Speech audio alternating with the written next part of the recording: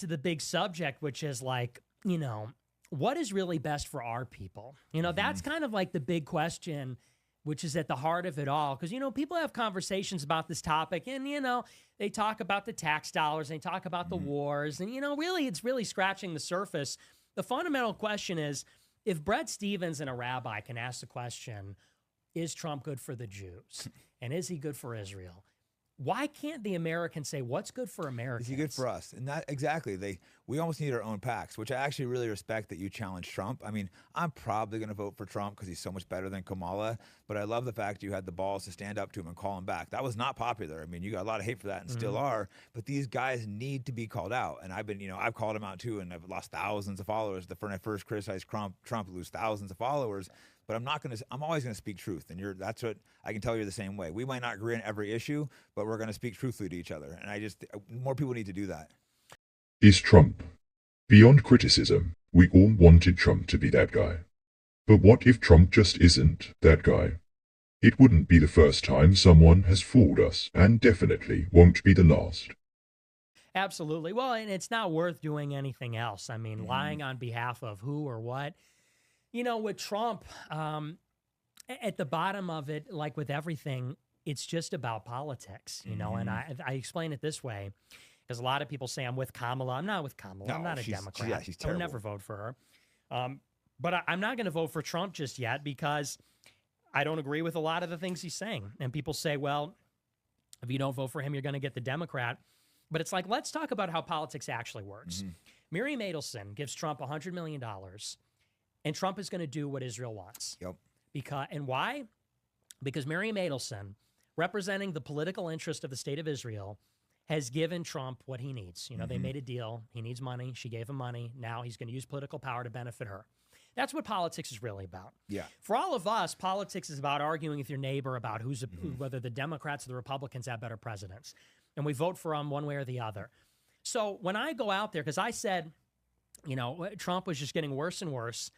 I said, look, I'm going to go and tell people to withhold the vote. And we're going to articulate a clear agenda. No war, no more immigration. For at least 10 years, we've had a billion immigrants. Let's just clearly stop. too much. Right. So I said, no war, no immigration. And let's get Republicans to say we won't vote unless he has a conservative America First position on this.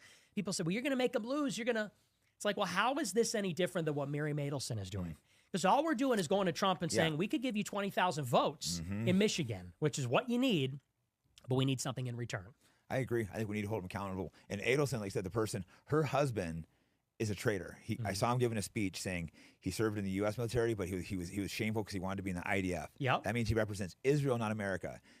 There's a traitor, Jonathan Pollard, I believe his name. I'm sure you know him. He's one of the worst spies in American history. He was stealing our secrets for Israel. I think they're selling them to like China or Russia. He basically had everything. One of the worst spies ever. As soon as this guy got out of prison, he picked him up, flew him to a private jet for a hero's welcome in Israel. This guy is representing Israel. He loves a guy who's a spy and undermines America. This guy is not our friend. This money is not to help us. No, and Trump pardoned him because of Sheldon Adelson's money, who's now dead. And Adelson flew Pollard back to Israel on his private jet, and he was greeted on the tarmac by Bibi Netanyahu. And the guy's a traitor. Yeah, this guy should have been hung, in my opinion. Well, he committed treason. Yeah, literally That's what committed happens treason. when you commit treason. So it honestly makes me sick to my stomach when I think about it, because that's why Trump was so powerful, because Trump didn't come up and say, we're going to have a free market, man. I'm going to cut your taxes. He didn't say, I'm going to be conservative, whatever that means. He said, we're going to make the country great again. He said, the American dream is dead. Country's in decline. We all know it. He said, and what was critical too, because I kind of deconstructed this on my show, he said, make America great again. And that contains three powerful ideas, which is one, America is no longer great. Yep. If it has to be made great again, it's no longer great, which few politicians will ever say that. Every politician says, no, Joe Biden says, we're America, man. This is who we are. It's not great. Our cities are embarrassing. There's fucking trash everywhere. Pardon my language, is terrible. But Trump goes out there and says, well, make America great again. It says, one, America was great, which we know, is no longer, which no one will say. But he said, if you elect me, we can actually tangibly make the country better. And that's actually different than what other people say. Because every other campaign slogan is like, stronger together. When we fight, we win. I'm with her. You know, Kamala Harris for the people, whatever that means. You know, but Trump said, no, we're going to make the country great again. Like, we're going to achieve greatness. It's tangible. It's real. And within that, you know, during his announcement speech in 16 or June 15, he came out and he said something which was like, at the time, I didn't think anything of it, but going back, he said, we need a leader. He said, you need a leader to literally take this country and make it great. And, you know, in that sense, he said, what we need is a president that actually counts. We all know the president doesn't make the decisions. We know it's an opaque, incomprehensibly complex system. Nobody knows exactly how it works or who's really making the decisions. So Trump said, no, we need a leader to bypass that, who's accountable, who is proceeding from the unity of one individual, going to take responsibility for the greatness, and by taking the country, seizing power, making it better. You know, a lot of people said, well, that's like Hitler. That's like a dictator. That's fascism. I call that accountability.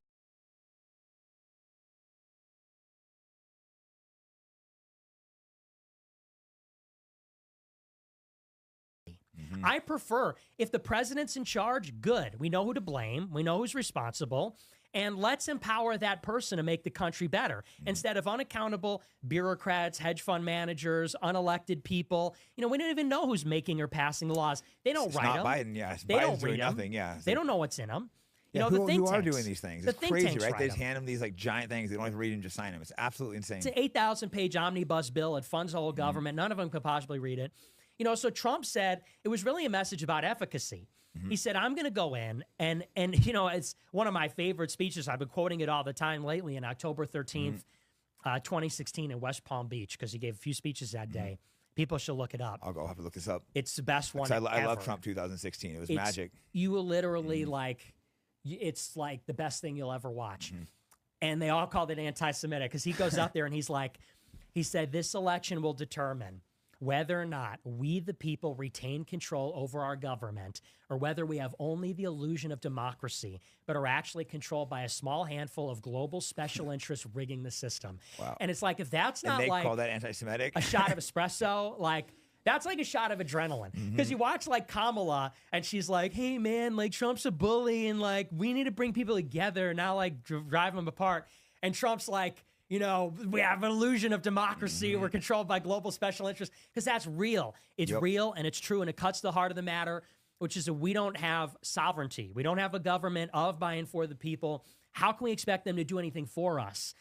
And so, you know, that's what it represented in 16, was like a leader getting up, taking the reins, literally taking the country and making it better in tangible ways. Not, we're going to have a pro-business environment. It was like, no, we're going to build highways. The cities are going to be clean. There's going to be no crime.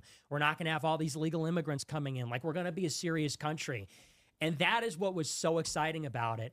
And now it's just like a regular Republican. Yeah, that Trump's gone. And people get mad at me and you for saying that. But that guy clearly is not the same guy. He's not talking about, you know, getting rid of NAFTA and NATO and like all these things that were groundbreaking at the time. I think that's why they hated him so bad. The globalists, which you know who they probably are. I don't even think he realized who he was going against, but he accidentally upset the globalists, which is why they were impeaching him in his way for everything he did. And I feel like now he's kind of like caved and bowed to him a little bit. Not just bowing down to them, it's like now. He is one of them, or maybe he always was.